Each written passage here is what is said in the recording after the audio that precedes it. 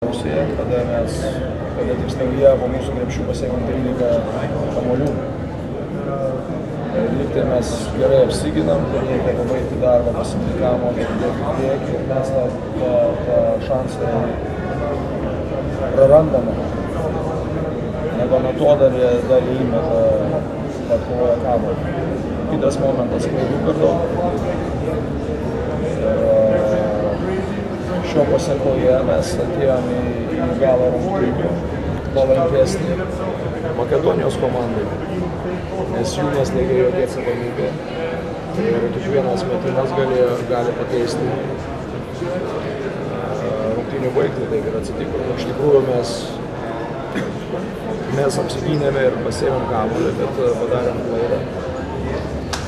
Leidom 30, mes turėjom progą ir išmetė, manau, kad Simas pakankamai gerą metimą, bet tiesiog nepataikė.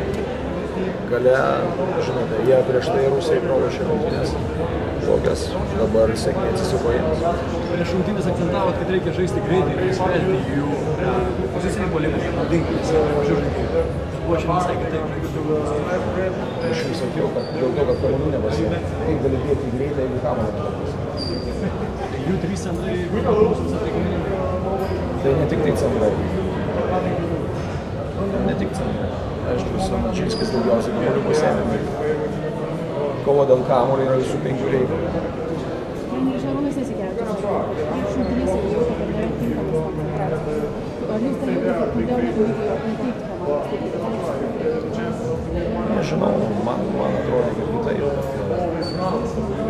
Man atrodo, kad mes pasiruošėme neblogai ir vakar treniruotė buvo nebloga koncentracija.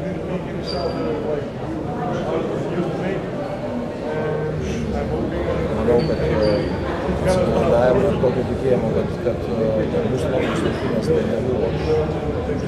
Aš šitą pabrėžinėjau ir kalbėjau apie tai. Dabar galima prisigalvoti visko, ką nori. Čia va aš stoju, galite dabar kalbėti. Prieš jums.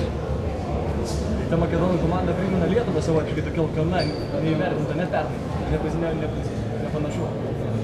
Ne, nepanašu.